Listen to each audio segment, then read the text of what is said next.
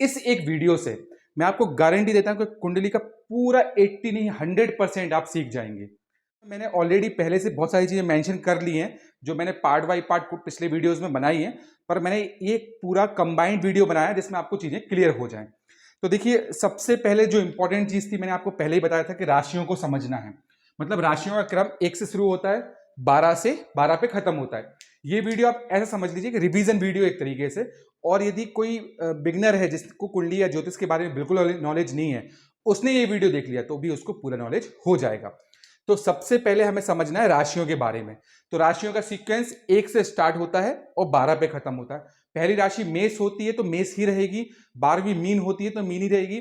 राशियों में कोई भी चेंजेस नहीं होगा। मतलब ऐसा नहीं होगा कि पहली राशि कर्क हो जाए, 5वीं राशि तुला हो जाए, ऐसा नहीं होगा। पहली मेष है तो मेष रहेगी, दूसरी वृष है तो तीसरी मध्यम है तो चौथी कर्क है, तो वो सीक्वेंस एज इट इज रहेगा। इसके बाद मैंने बताया था कि टोटल 9 ग्रह होते हैं। 9 में से 2 ग्रह होते हैं छाया ग्रह जिन्हें हम राहु और केतु कहते हैं, और बाकी बचे 7 ग्रह। तो हर जो राशि होती है उनका ग्रह मिले हुए हैं, पर चूंकि 7 ग्रह 12 राशियां हैं तो हर राशि को 2 ग्रह मिले हुए हैं। सिर्फ चंद्र अर्थात कर्क राशि और सिंह राशि को छोड़ के बाकी जितनी भी राशियां उनको 2 ग्रह मिली हुई हैं। जैसे उदाहरण के लिए हम मेष राशि की बात करें तो मेष राशि को मंगल मिले और मंगल को एक और राशि मिली है, वो है वृश्चिक राशि। यदि हम बृहस्पति अर्थात गुरु की बात करें तो गुरु को धनु राशि मिली है, उसके साथ मीन राशि मिली हुई है। तो मैंने एक बार सीक्वेंस से आपको समझा दिया। पहली राशि मेष है, मेष के स्वामी मंगल है। 8वीं राशि वृश्चिक के भी स्वामी मंगल है। दूसरी राशि वृष है, वृष के स्वामी शुक्र हैं। तो यदि यहां पे 7वीं राशि तुला है, उसके स्वामी भी शुक्र हो गए। मतलब कुल मिला के ये जो 7 ग्रह हैं इनको कुल 12 राशियां मिली हुई हैं। अब आपने राशियों का सीक्वेंस समझ लिया, राशियां समझ ली और ग्रहों के बारे में समझ लिया। अब हम बात करेंगे शुभ और अशुभ ग्रह क्या होते हैं।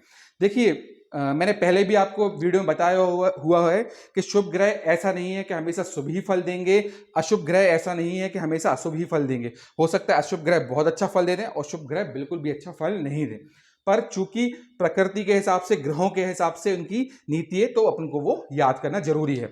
तो शुभ ग्रहों की बात करें तो गुरु बहुत शुभ ग्रह हैं क्योंकि वो देवों के गुरु हैं। शुक्र बहुत शुभ ग्रह हैं क्योंकि वो दानवों के गुरु हैं तो गुरु ही आखिर। फिर चंद्र भी बहुत शुभ ग्रहों में से एक है। फिर यदि हम बात करें अशुभ ग्रहों के बारे में तो सूर्य अशुभ ग्रहों में आता है। जबकि यदि ज्योतिष की दृष्टि से बात करें तो सूर्य कुंडली के राजा माने जाते हैं। अर्थात पूरी ज्योतिष में पूरी जो कुंडली के राजा हैं उनका जो राजा का जो पद दिया गया है वो सूर्य को दिया गया है, पर सूर्य अशुभ ग्रहों में से आते हैं। फिर मंगल की बात करें तो मंगल भी अशुभ ग्रहों में से एक है। शनि, राहु और केतु ये सब अशुभ ग्रहों की बात कर रहे हैं अपन। अब हमने बात करेंगे मित्र और शत्रु ग्रहों के बारे में। देखिए, मैंने आपको पिछले वीडियो में भी बताया था कि मित्र और शत्रु ग्रह कैसे देखना है, पर इसमें भी मैं आपको एक छोटा सा ब्रीफ दे देता हूं। सूर्य, चंद्र, मंगल और गुरु ये सब मित्र ग्रह हैं। ये मित्र कैसे हैं? क्योंकि इनकी आपस में बहुत अच्छी मित्रता है। यदि हम शत्रु ग्रहों की बात करें तो शुक्र, शनि और राहु, केतु ये सब आपस में तो बहुत अच्छे मित्र हैं, पर इस ये पूरे ग्रह हैं मित्र ग्रह, उनसे इनकी शत्रुता है। कैसे?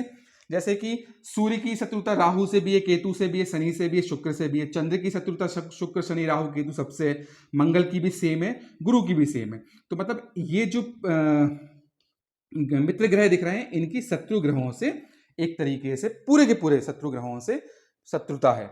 बुध को बीच में इसलिए लिखा गया है क्योंकि बुध एक ऐसे ग्रह हैं जिनकी शत्रु ग्रहों से भी मित्रता है और यहाँ पे सूर्य और गुरु से भी मित्रता है। सिर्फ चंद्र और मंगल को छोड़कर बाकी इनके जितने भी ग्रह हैं, अर्थात बुध के अलावा 6 ग्रह और बचे जिनसे इनकी मित्रता है। तो ये हो गए मित्र शत्रु। इसका अपन को ज्योतिष में पता चलेगा कि क्या महत्व होता है।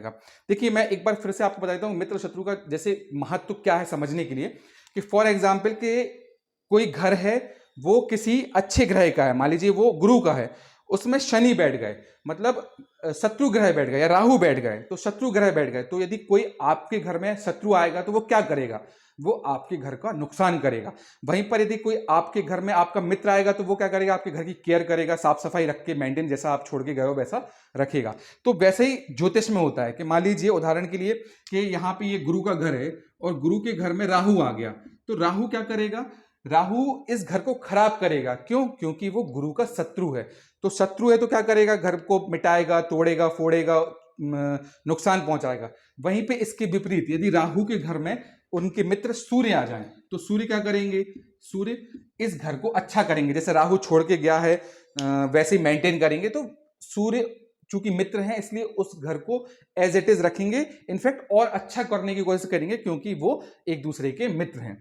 तो मित्र और जो शत्रु ग्रह हैं उनका उपयोग आगे चल के ऐसे होगा। मैंने आपको अभी बेसिक समझा दिया है, बाकी जो इसका मतलब विस्तारित रूप है वो मैं आगे वीडियो में बताऊंगा। इसके बाद मैंने आपको बताया था डिग्री, अंश। अंश क्या होता है, कुंडली का ताकत अर्थात ग्रहों का ताकत। ग्रहों का ताकत मतलब कि मान लीजिए कोई ग्रह है, शुभ ग्रह है, वो बहुत अच्छी जगह पे बैठा हुआ है पर उसमें ताकत नहीं है, वो 0 से 6 डिग्री का है या 24 से 30 डिग्री का है, तो मतलब वो उसमें उतनी शक्ति नहीं है, तो वो अच्छा फल दे सकता है पर अच्छा फल चूंकि डिग्री कम है तो कम देगा। तो हम उसके उपाय करेंगे, उसके नख पहनेंगे जो भी। तो जो अंश होते हैं वो 0 से 30 डिग्री तक होते हैं। जो 0 से 6 डिग्री तक के अंश होते हैं उनमें जो असर देखने को मिलता है वो 25% मिलता है। अब मान लीजिए जैसे किसी ने बोला होगा, आपने कहीं सुना होगा कि उन्होंने बोला होगा कि हमारे शनि तो सप्तम भाव में बैठे हैं जहां पे वो रिलेशंस को इम्पैक्ट करते हैं। एक एग्जाम्पल बता रहा हूं, पर मुझे मेरे रिलेशन तो बहुत बढ़िया चल रहा है, तो हो सकता है कि शनि की डिग्री कम हो। शनि हो सकता है बहुत 1, 2 या 3 डिग्री के हो, या 27, 28, 29, 30 डिग्री के हो, कमजोर हो। तो हो सकता है कि शनि कमजोर है तो उस घर पे अपना सिर्फ 25% या उससे कम इंपैक्ट डाल पा रहे हैं, इसलिए वो उस घर को बहुत ज्यादा नुकसान नहीं पहुंचा पा रहे हैं। कहने का तात्पर्य यह है कि यदि कोई बुरे ग्रह की जो वो बुरा असर डाल सकता है पर उसकी डिग्री कम है तो उसमें ताकत कम हो जाती है। तो 0 से 30 तक की डिग्रियां होती हैं। 0 से 6 डिग्री 25% असर डालता है। यदि हम बात करें 6 से 12% का तो वो भी 50% असर डालता है। जो 12 से 18% का अर्थात 12 से 18 डिग्री का जो ग्रह होता है वो सबसे शक्तिशाली माना जाता है, अर्थात वो सबसे जवान है, सबसे यंग ग्रह है, वो अपना 100% असर डालेगा। फिर यदि हम बात करें 18 से 24 की तो फिर वो अपना 50% असर डालेगा, मतलब उसका 50% अंश दिखाएगा। वहीं पर 24 से यदि 30% के जो ग्रह होते हैं, मतलब इस अंश के जो ग्रह होते हैं, आपने चार्ट में देखेंगे लिखा होगा 24.4 अंश, 25 अंश, 26 अंश, 27 अंश, इसके जो ग्रह होंगे वो अपना सिर्फ 25% ही असर डालेंगे। तो हमने समझ लिया राशियां, क्रम, उनके स्वामी, मित्र शत्रु ग्रह, शुभ अशुभ ग्रह और अंश के बारे में। अब हमने आपको बताया था दृष्टियां क्या होती हैं। देखिए पिछली वीडियो में भी मैंने आपको सब समझा दिया है, पर मैं एक बार आपको फिर से इसलिए समझा रहा हूं कि कहीं कोई चीज आपसे छूट गई हो, कोई वीडियो रह गया हो, तो आपको बहुत सारी चीजें क्लियर हो जाएं। तो देखिए मैंने आपको पहले ही बताया था कि कोई भी ग्रह, 9 के 9 ग्रहों की कौन सी दृष्टि होती है, 9 के 9 ग्रह हैं उनकी सप्तम दृष्टि होती है। सप्तम दृष्टि होती है अर्थात कहने का मतलब चाहे वो राहु केतु हो, सूर्य मंगल बुध हो, वो अपने अपने घर से 7वें घर पे देखेंगे।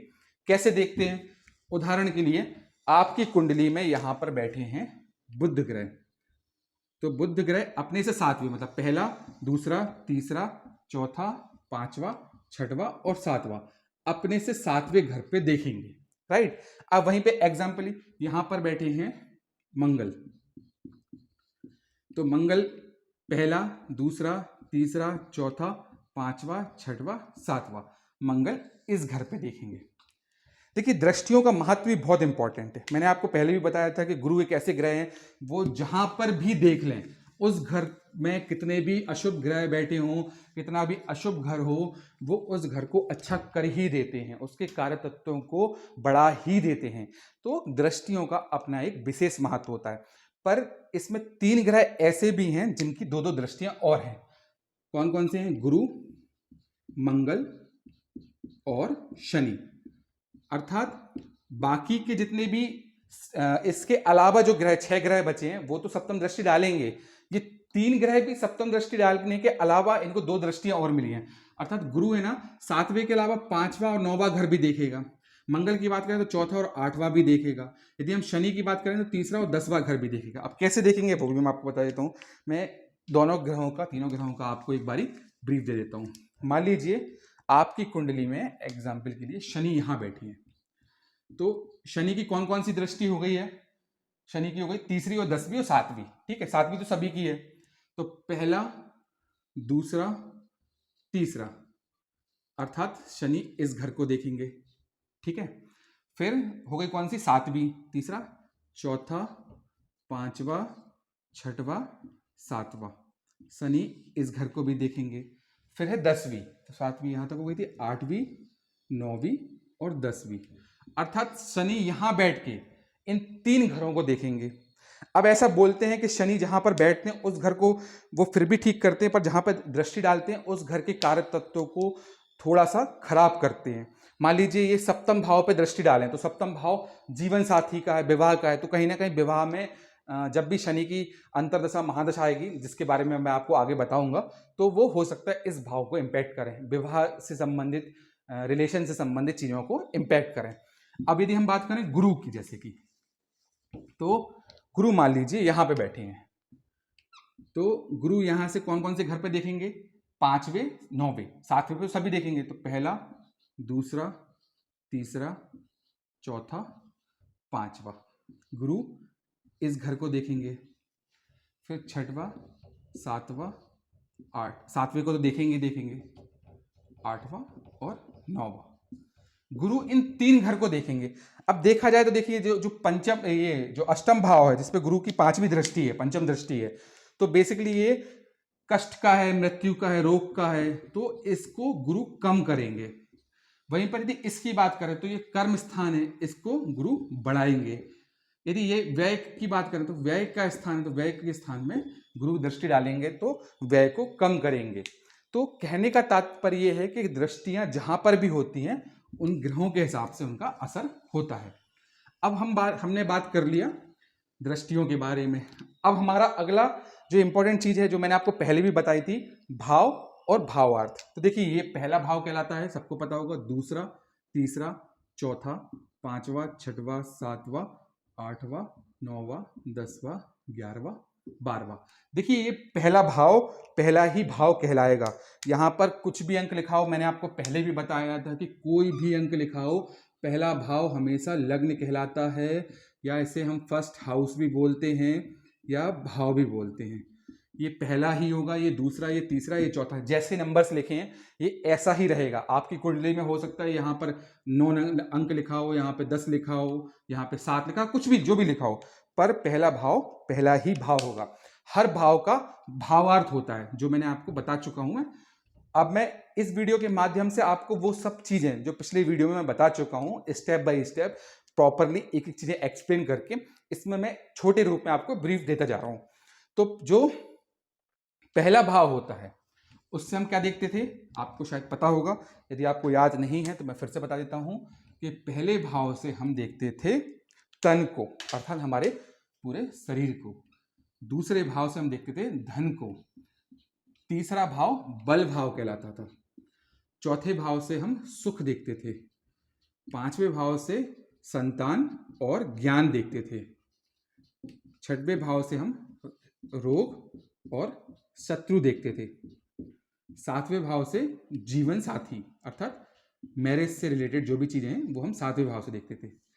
8वें भाव से हम देखते थे मृत्यु और जन्म, या जन्म है तो मृत्यु तो हो गई, ऑब्वियस सी बात है। 9वें भाव भाग्य भाव कहलाता था, जिससे हम भाग्य देखते थे। 10वां कर्म, 11वां लाभ और 12वां व्यय।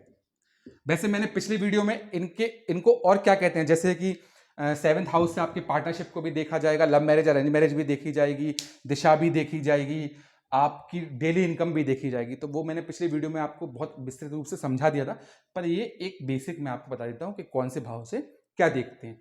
अब देखिए, आपने राशियां, सीक्वेंस, दृष्टियां, डिग्री, मित्र शत्रु ग्रह, शुभ अशुभ ग्रह, भाव और भावार्थ समझ लिए। अब हम बात करेंगे एक बार हल्की सी कुंडली को देखने का, समझने का, और कुंडली को समझने के अलावा राशि में अपन को लग्नेश एवं राशि का स्वामी निकालना है। तो अब हम बात करते हैं कुंडली की।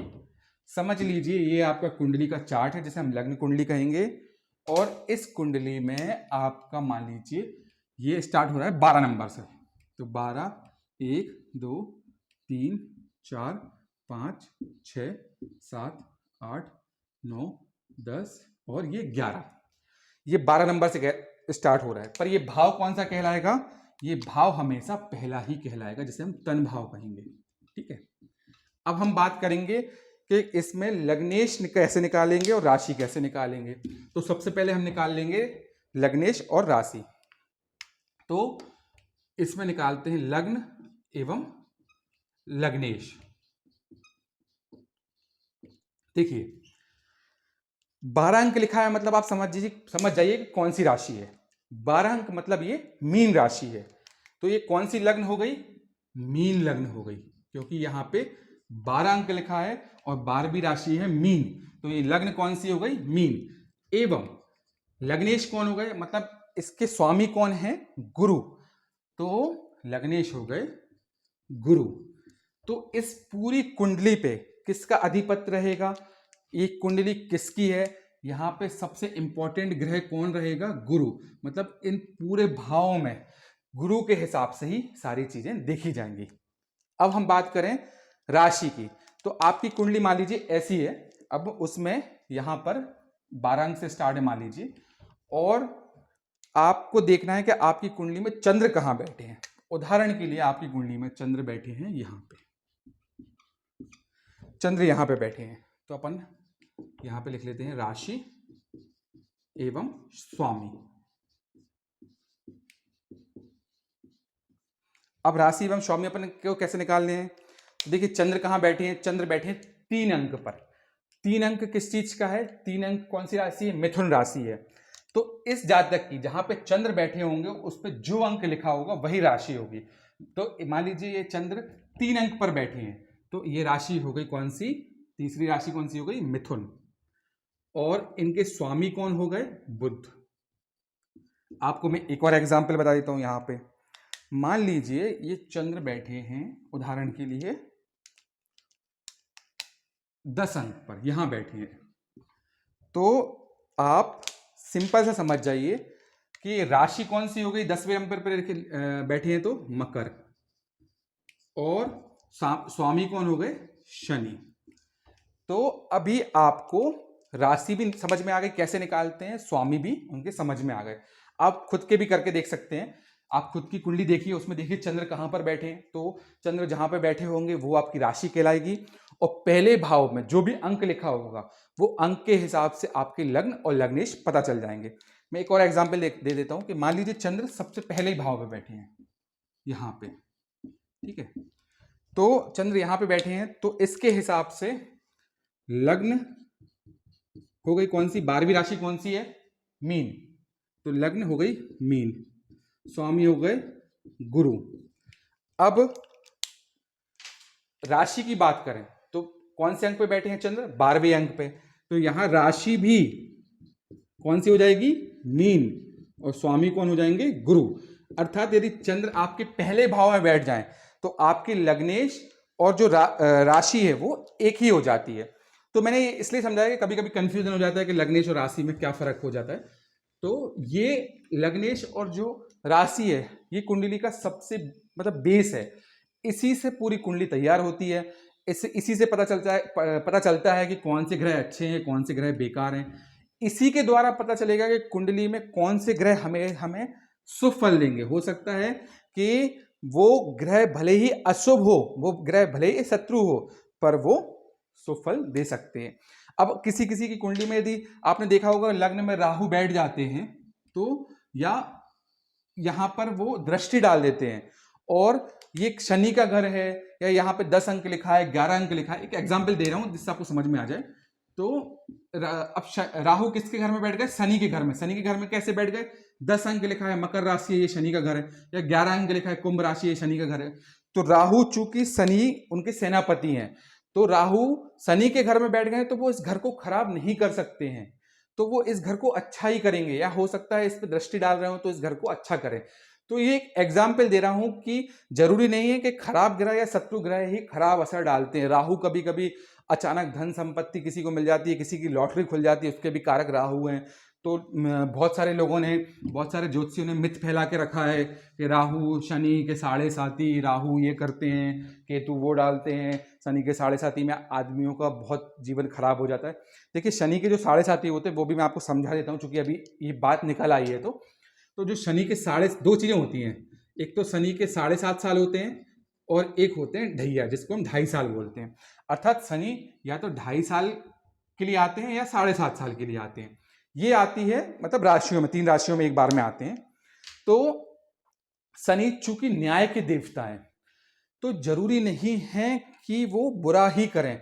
यदि आप अपने जीवन में बहुत अच्छे कर्म कर रहे हो, एक न्याय से चल रहे हो, कोई फालतू की चीजें वैसे नहीं कर रहे हो, तो शनि के चाहे ढैया आ जाएं, चाहे 7.5 आ जाएं, वो आपके जीवन पर बुरा असर नहीं डालेंगे, क्योंकि वो आपके जो इस जन्म के खराब कर्म हैं उसके हिसाब से आपको फल देते हैं। ऐसा नहीं है कि आपके कर्म बहुत अच्छे हैं, शनि आ गए और वो आपको अब परेशान करेंगे।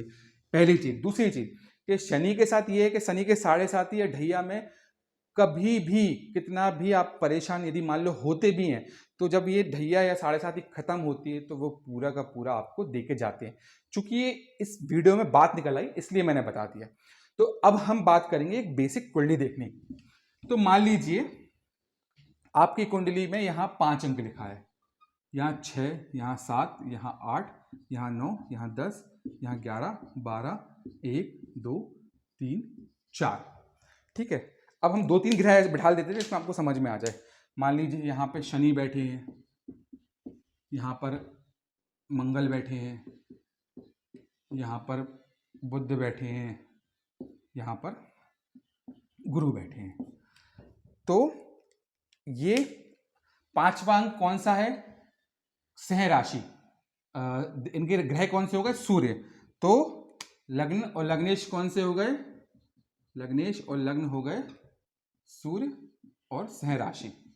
ये आपको क्लियर हो गया। ठीक है। अब सिंपल सा है कि शनि की आपको दृष्टियां पता है कि शनि कौन सी दृष्टि से किस भाव में देख रहा है। ये अंक मतलब 8 अंक, ये घर किसका कहलाएगा? ये घर कहलाएगा मंगल का, क्योंकि 8वीं राशि है वृश्चिक। तो ये घर कहलाएगा किसका? मंगल का। मैं आज आपको ग्रह बता देता हूँ कौन सा ग्रह किसका कहलाएगा। यहाँ पे 5 अंक लिखा है तो आपको पता है सूर्य का घर है। ठीक है। यहाँ पे 4 अंक लिखा है तो चौथी राशि कौन सी हो गई? कर्क। ये किसका घर हो गया? चंद्रमा का। ठीक है। ये कौन सी राशि है? तीसरी राशि कौन सी? मिथुन। ये घर किसका हो गया? बुध का। तो आप ऐसे समझ लीजिए कि ये सूर्य का घर है। अब इस पे कौन सा ग्रह बैठा है वो एक अलग चीज है। ये घर मंगल का है, मतलब ये पूरा जो भाव है ये मंगल का है। सुख भाव किसका है? मंगल का। उसमें कौन बैठ गए? शनि बैठ गए। जैसे 11वां है तो 11वां घर किसका है? 11वीं राशि हो गई कुंभ मतलब शनि का। ये शनि का घर हो गया। इसमें बैठ कौन गए हैं? गुरु। और शनि से गुरु का संबंध कैसा है? शत्रु का, या अपन सम का भी बोल सकते हैं। ये 12वीं राशि है। 12वीं राशि मतलब कौन सी राशि हो गई? मीन राशि, जिनके स्वामी कौन हो गए? गुरु। मतलब इस भाव के स्वामी कौन है? गुरु। और गुरु के घर में कौन बैठा है? बुध। अब गुरु से बुध का संबंध कैसा है? मित्र का है। तो गुरु के घर में बुध बैठ गया, मतलब मित्र के घर में मित्र ही बैठ गया है, तो वो उस घर को बहुत ज्यादा इंपैक्ट नहीं करेगा। ये मैं आपको समझाने के लिए समझा रहा हूं। कुंडली विश्लेषण तो मैं आपको आगे चल के बहुत अच्छे से बताऊंगा। ये एक बेसिक समझाने के लिए है कि कुंडली में देखा कैसे जाता है। मान लीजिए यहाँ पे चंद्र बैठे हैं फॉर एग्जाम्पल, तो चंद्र 2 अंक पे बैठे हैं। दूसरा घर किसका कहलाएगा? दूसरा घर आप देखिए वृष राशि है, शुक्र का कहलाएगा। ये घर कहलाएगा शुक्र का। तो शुक्र के घर में कौन बैठे हैं? चंद्र बैठे हैं। तो चंद्र का शुक्र से संबंध कैसा है? तो चंद्र का शुक्र से संबंध बहुत अच्छा नहीं है, शत्रुता का है। तो शत्रु के घर में मतलब शत्रु के घर में एक शत्रु बैठ गया है, तो वो कैसे फल देगा? फिर उसके बाद शनि की दृष्टि भी आ गई यहाँ पे। तो ये आप सिर्फ बेसिक फंडामेंटल जैसे समझिए, इसको आप बिल्कुल वैसे नहीं समझिए कि बहुत कोई रॉकेट साइंस है या बहुत कठिन चीज है। कहीं ना कहीं आपको डाउट्स आ रहे होंगे, आप मुझे कमेंट के थ्रू या टेक्स्ट के थ्रू पूछ सकते हैं, पर मैं आपको विस्तृत रूप से एक एक स्टेप बाय स्टेप पूरी कुंडली देखना सिखा दूंगा। इस चीज की मैं आपको गारंटी देता हूं कि आपने यदि पूरे मेरे वीडियो देख लिए तो आपको कुंडली का 100% कि कुंडली कैसे देखते हैं, कैसे समझते हैं, कौन सा ग्रह क्या है, कौन सा ग्रह कैसी दृष्टि डालता है, किस घर की कैसी डिग्री है, किस घर का कौन सा स्वामी है, हर एक चीज क्लियर होती जाएगी। मैं ऐसा नहीं कह रहा हूं कि दूसरे वीडियोस में आपको कंटेंट नहीं मिलेगा, बिल्कुल मिलेगा, पर मेरा भी एक कंसर्न है कि आपको यदि कुंडली सीखनी है या कुंडली जाननी है तो आप ये वीडियो देख लीजिए, आपको एक भी डाउट नहीं रहेगा। यदि आपको मेरा ये वीडियो अच्छा लगा हो, थोड़ी सी भी जानकारी मिली हो और आपको लगता हो कि आपको इससे कुछ सीखने को मिला है तो कृपया करके प्लीज़ सब्सक्राइब जरूर करिएगा। इससे मुझे मोटिवेशन मिलता है। साथ ही यदि आपको कुछ डाउट है तो आप कमेंट करिएगा, लाइक और शेयर करना ना भूलिएगा। धन्यवाद।